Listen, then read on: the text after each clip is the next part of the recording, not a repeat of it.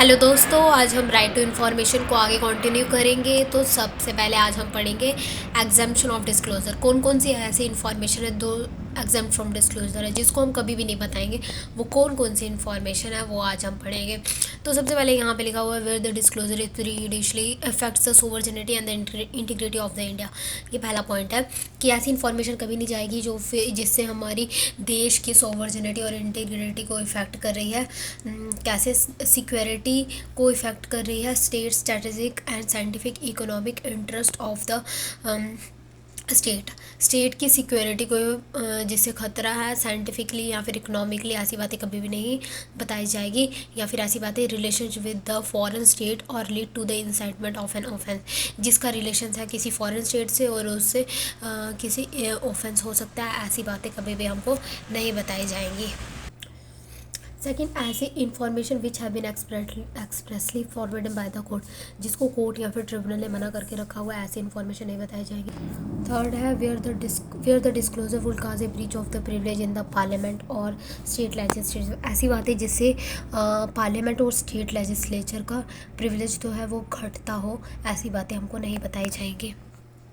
Next है next कौन सा था, यही था। Information include commercial confidence, trade secret, intellectual property. ऐसी बातें भी हमको नहीं बताई जाएंगी जो ट्रेड सीक्रेट्स हों या फिर इंटेलेक्चुअल प्रॉपर्टी यूज़ हो। इन जैसे कि गवर्नमेंट से हम पूछेंगे कि आपने वैक्सीन किस तरीके से बनाई, क्या ऐसे बनाए, तो फिर वो ऐसी बातें नहीं बताई जाएंगी। एक ही शर्त पे बताई जा सकती हैं, अगर लार्जर पब्लिक इंटरेस्ट हो, अगर लार्ज पब्लिक इंटरेस्ट जुड़ा हुआ तो भी बताई जाएंगी, अदरवाइज़ नहीं बताई जाएंगी, क्योंकि इसको बताने से कम्पिटिटिव पोजीशन को हार्म हो सकता है, इसीलिए ऐसी बातें हमको नहीं बताई जाएंगी। ठीक है ना। ट्रेडमार्क बताए ना कि किसी चीज़ का अगर ट्रेडमार्क हो या फिर पेटेंट हो, अगर ऐसी चीज़ें बता देंगे तो दूसरा भी बना लेगा और कॉम्पिटिटिव पोजीशन हार्म होगी, इसलिए ऐसी चीज़ें नहीं बताई जा सकती हैं, पर अगर बताई जा सकती हैं अदरवाइज़, अगर लार्ज पब्लिक इंटरेस्ट जुड़ा हो तो भी बता सकते हैं, अदरवाइज़ नहीं बताई जाएगी। नेक्स्ट है information receive in confidence from a foreign government. Foreign government से हमको क्या क्या इन्फॉर्मेशन, अगर गवर्नमेंट को कुछ इन्फॉर्मेशन रिसीव होती है फॉरेन गवर्नमेंट से, तो वो भी हमको नहीं बताई जाएंगी। ठीक है। नेक्स्ट है इंफॉर्मेशन, नेक्स्ट कौन सा था, इन्फॉर्मेशन विच कर इंडिपेंडेंस। ऐसी बातें नहीं बताई जाएंगी information which the disclosure which endanger the life or physical safety of the any person. ऐसी बातें नहीं बताई जाएंगी जिससे किसी की लाइफ को खतरा है, ऐसी बातें हमको नहीं बताएगी। जैसे कि मोदी जी कहाँ जाने वाले हैं, कौन सी कार से जाएंगे, कहाँ से जाएंगे, तो ऐसी बातें कुछ नहीं बताई जाएंगी जिससे कि किसी की जान को खतरा हो जाए। ठीक है। नेक्स्ट है information that would impede the process of the investigation और apprehension of the prosecution of offender। ऐसी बातें नहीं बताई जाएंगी जो कि इन्वेस्टिगेशन में बाधा बन रही हैं, ऐसी बातें भी हमको नहीं बताई जाएगी। और ये लास्ट के वाला पॉइंट कर लेंगे, personal information which will cause invasion of the privacy larger public interest justified in. ऐसी बातें नहीं बताई जाएंगी जिससे किसी की पर्सनल इन्फॉर्मेशन हो और ऐसी बात जिससे हम किसी का कुछ चुरा सके प्राइवेसी, जिससे किसी की प्राइवेसी को खतरा हो, ऐसी बातें हमको नहीं बताई जाएंगी। ठीक है, बस इतना ही। नेक्स्ट है इंफॉर्मेशन कमीशन। इंफॉर्मेशन कमीशन में दो आएंगे, सेंट्रल इंफॉर्मेशन कमीशन और स्टेट इंफॉर्मेशन कमीशन। ठीक, तो फिर सेंट्रल इंफॉर्मेशन कमीशन पहले हम पढ़ेंगे, जिसको हम बोलते हैं CIC। CIC में the central information commission is to be constituted by the central government through the gazette notification. Central government को सेंट्रल इंफॉर्मेशन कमीशन को कॉन्स्टिट्यूट किसके द्वारा कॉन्स्टिट्यूटेड होती है, सेंट्रल गवर्नमेंट के नोटिफिकेशन जो आता है वो गैजेट में आता है।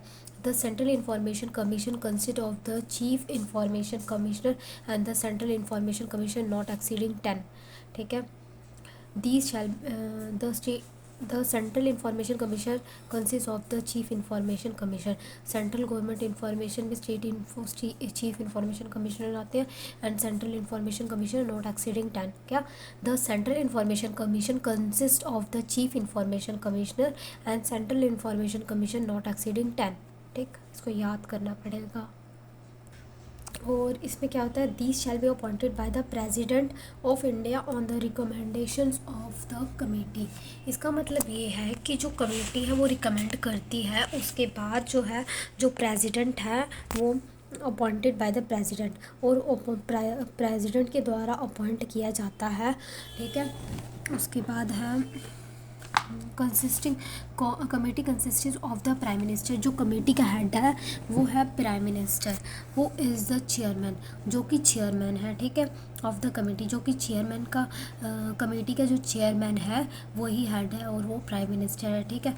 और इसमें एक होगा लोकसभा अपोजिशन का जो लीडर होगा, leader of the opposition in Lok Sabha, जो अपोजिशन होगा वो लोकसभा में वही लीडर होगा।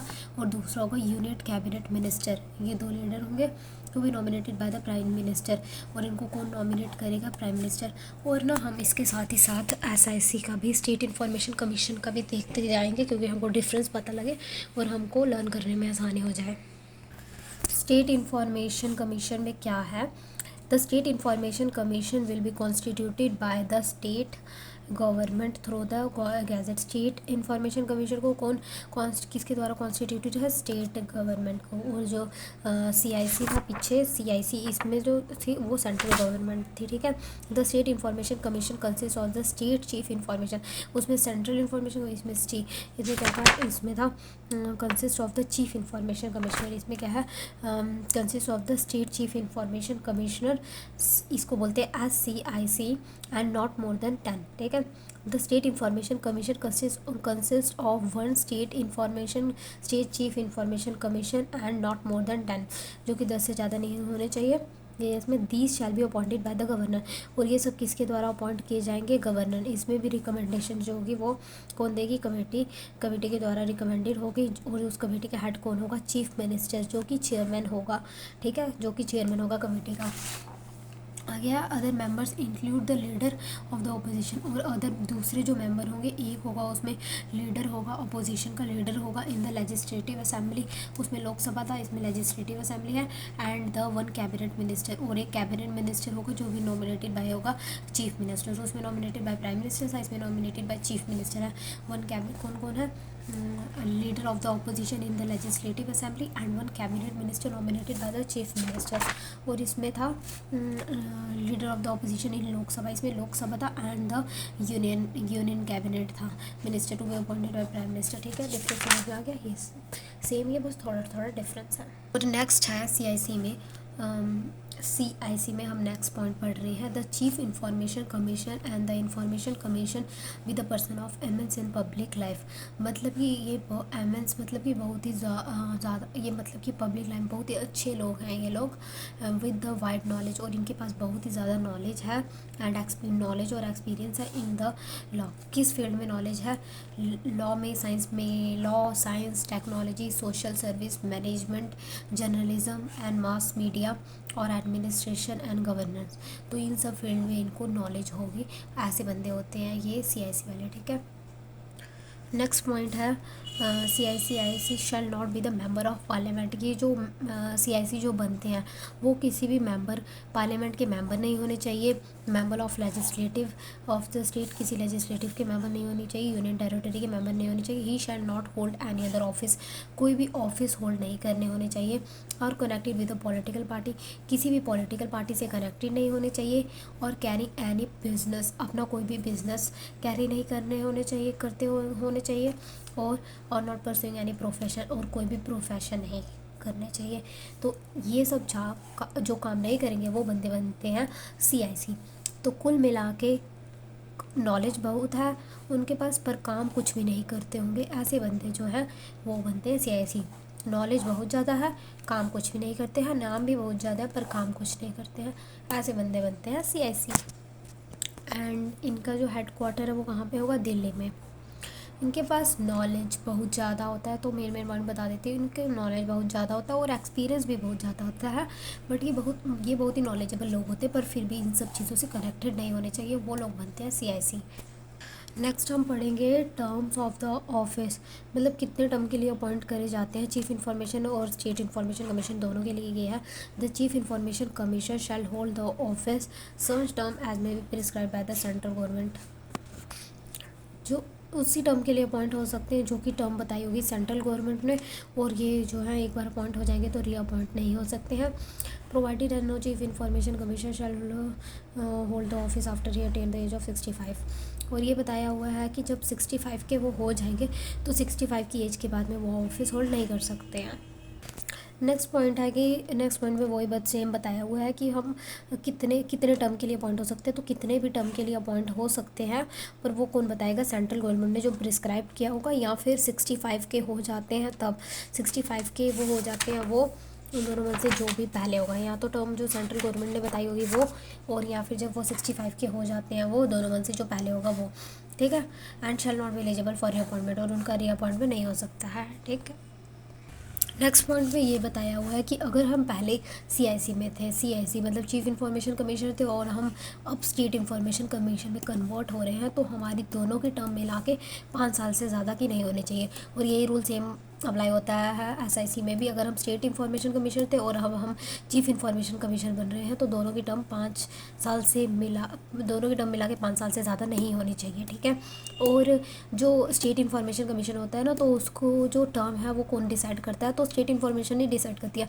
स्टेट इंफॉर्मेशन कमिश्नर की भी टर्म कौन डिसाइड करती है, सेंट्रल गवर्नमेंट। तो समझ में आ गया।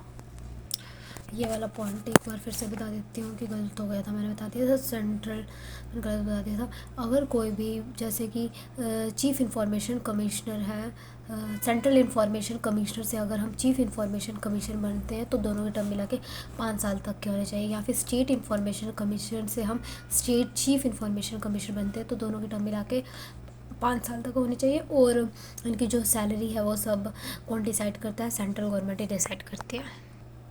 नेक्स्ट है पावर ऑफ इंफॉर्मेशन कमीशन। तो पावर्स लिखा हुआ है, पर इन्होंने नीचे ड्यूटीज़ बताई हुई हैं। The central information commission and state information commission has a duty to receive the complaint. इनकी क्या ड्यूटी है, सेंट्रल इंफॉर्मेशन कमीशन और स्टेट इंफॉर्मेशन कमीशन की क्या ड्यूटी है, उनकी ड्यूटी है कि कंप्लेंट लेना है लोगों से, ठीक है। अगर क्या होता है कि अगर कोई वो PIO है, उसने information has been requested before has not been appointed, अगर उसने इंफॉर्मेशन नहीं दी, अगर इन्फॉर्मेशन ही नहीं लेते हैं किस लिए, क्योंकि PIO जो है वो अपॉइंट ही नहीं हुआ है, तो फिर कंप्लेंट लेते हैं। Who has been refuse the information that has been requested, जो हमने इन्फॉर्मेशन मांगी थी वो रिफ्यूज़ कर दी देने से, तो ये कंप्लेंट लेते हैं। अगर कोई रिस्पॉन्स ही नहीं दिया तो ये कंप्लेंट लेते हैं। या फिर फ़ीस ज़्यादा चार्ज कर रहा है, अनरिजनेबल फ़ीस चार्ज कर रहा है, तो फिर ये कंप्लेंट लेते हैं। या फिर ऐसी इन्फॉर्मेशन दे रहा है जो कि आधी अधूरी है, इनकम्प्लीट है, या फिर मिसलीडिंग है, फॉल्स गलत इन्फॉर्मेशन दे रहा है, मिसलीड कर रहा है, तो फिर ये लोग कंप्लेंट लेते हैं। एनी अदर मैटर, या फिर इससे रिलेटेड कोई भी मैटर हो ऑब्टेनिंग फ्रॉम द इन्फॉर्मेशन, जो कि इन्फॉर्मेशन ऑब्टेन करने के लिए ऐसी कोई इन्फॉर्मेशन हो उससे कनेक्टेड, तो ये जो है सेंट्रल इन्फॉर्मेशन कमीशन और स्टेट इन्फॉर्मेशन कमीशन जो है वो कंप्लेंट लेते हैं, ठीक। एंड नेक्स्ट ये बहुत ही इंपॉर्टेंट क्वेश्चन है, फर्स्ट अपील सेकंड अपील। तो अगर हम PIO की इन्फॉर्मेशन से खुश नहीं है, तो फिर हम कहाँ पे अपील कर सकते हैं, पर्सन सीनियर टू PIO, यहाँ पे अपील कर सकते हैं। और कितने दिन में करेंगे, 30 डेज़ में करेंगे from the expiry of prescribe time. और हमको नेक्स्ट एक्सटेंशन मिल सकती है, ऐसे तो एक्सटेंशन नहीं मिल सकती है, पर अगर सफिशिएंट काज हो तो हमको एक्सटेंशन मिल सकती है 15 दिन के लिए। और अगर हम पर्सन सीनियर टू PIO की इन्फॉर्मेशन से भी खुश नहीं है, तो हम सेकंड अपील कर सकते हैं सेंट्रल इन्फॉर्मेशन कमीशन या स्टेट चीफ इन्फॉर्मेशन कमीशन, कितने दिन में, 90 डेज़ के अंदर अंदर ये भी अपील कर सकते हैं। थर्ड पार्टी अपील में क्या लिखा हुआ है, थर्ड पार्टी में the third party appeal against the decision with in the 30, अगर हम थर्ड पार्टी के डिसीजन से कुछ नहीं है, तो हम 30 दिन के अंदर अंदर जाएंगे। 30 दिन से कब से, जब से PIO information with in the 90 days from the decision of the first appeal, जब से हमको फर्स्ट अपील का डिसीजन मिलता है उसके 90 डेज़ में हम जा सकते हैं। और सेकंड अपीलेट अथॉरिटी, और हम सेकंड अपीलेट अथॉरिटी के केस में भी सेव कर सकते हैं। थर्ड पार्टी में ये बताया हुआ है कि अगर हम थर्ड पार्टी के डिसीजन से खुश नहीं है, तो हम 30 दिन के अंदर अंदर हम जा सकते हैं। 30 दिन के अंदर हम अपील कर सकते हैं, जब से हमको PIO ने इन्फॉर्मेशन दी थी। फर्स्ट अपील जब हमने किया था तब से 30 दिन के अंदर अंदर हम कर सकते हैं, ठीक है। और अगर हम सेकंड अपील से, अगर हम इनसे भी खुश नहीं है, तो हम CIC और SIC के पास जा सकते हैं 90 डेज़ में, ठीक। एंड ये लास्ट टॉपिक है हमारा पेनल्टीज़। तो पेनल्टीज़ में ये हमको बताया हुआ है कि CIC और SIC PIO पे पेनल्टी लगा सकते हैं। कितनी लगा सकते हैं, every PIO will be liable for the fine 20 to 50 rupees per day up to the maximum 25 rupees for 25,000 rupees. जो PIO है उसके ऊपर कितनी पेनल्टी लग सकती है, 250 रुपया प्रतिदिन, और मैक्सिमम 2,500 तक की पेनल्टी लग सकती है। और कौन लगाएगा, CIC और SIC, ठीक। और किस किस केसेस में पेनल्टीज़ लगा सकते हैं। नॉट एक्सेप्टिंग द एप्लीकेशन, अगर वो पीआईओ एप्लीकेशन को एक्सेप्ट नहीं कर सकता है, नहीं करता है या फिर डिले करता है इन्फॉर्मेशन देने में किसी भी रीज़नेबल काज के बिना, कोई भी मतलब कि कोई वजह ना हो, बिना वजह के वो हमारी एप्लीकेशन को इन्फॉर्मेशन को डिले करता है या मालाफाइडली डिनाइंग इन्फॉर्मेशन, या फिर गलत तरीके से वो हमको इन्फॉर्मेशन दे रहा है। और नेक्स्ट पॉइंट है नॉइंगली गिविंग द इनकम्प्लीट, या फिर वो हमको सब जानते हुए इनकम्प्लीट और गलत इन्फॉर्मेशन दे रहा है या फिर जो मिसलीडिंग इन्फॉर्मेशन दे रहा है, तब हम उसको फाइन लगा सकते हैं। या फिर उसने डिस्ट्रॉइंग द इन्फॉर्मेशन को ख़राब कर दिया, ख़त्म कर दिया उसने इन्फॉर्मेशन को, या फिर कोई ऐसी बाधा क्रिएट कर दी इन्फॉर्मेशन देने में, तो फिर हम उसमें ये पेनल्टीज़ लगा सकते हैं। कितनी पेनल्टीज़ लगा सकते हैं हम उसमें, तो याद रखना 250 रुपया प्रतिदिन और मैक्सिमम 2500 तक की पेनल्टीज़ उसमें लगा सकते हैं। एंड लास्ट एक बात बता दो कि अगर मैं पीआईओ की इन्फॉर्मेशन से खुश नहीं हूँ तो क्या मैं डिस्ट्रिक्ट कोर्ट में अपील कर सकता हूँ, तो आंसर है नहीं, अपील हम डिस्ट्रिक्ट कोर्ट में नहीं कर सकते हैं। जो लोअर कोर्ट है वो वार्ड है, उसमें जो lower ward from entertaining the suits, lower case में, लोअर कोर्ट में हम इसके लिए अपील नहीं कर सकते हैं, या तो हमको CIC SIC में जाना होगा, पर यहाँ पे नहीं जा सकते हैं। तो बस आज का ये चैप्टर हमारा राइट इन्फॉर्मेशन ख़त्म हो गया। अब नेक्स्ट चैप्टर ये सब लर्न कर लेना। अगर किसी को मेरे से नोट्स चाहिए ना, हैंड राइटिंग वगैरह, तो मेरे से मांग लेना, मैं दे दूँगी आपको, ठीक है। और अब हम ये वाले चैप्टर ख़त्म हो गया, अब हम नेक्स्ट चैप्टर कल स्टार्ट कर देंगे। एंड ये इसकी फरी फास्ट रिविज़न है। अगर किसी को नहीं समझ में आता है तो वो रेगुलर लेक्चर देखना, क्योंकि मैंने तो शॉर्ट में समझा दिया हुआ है। And bye guys.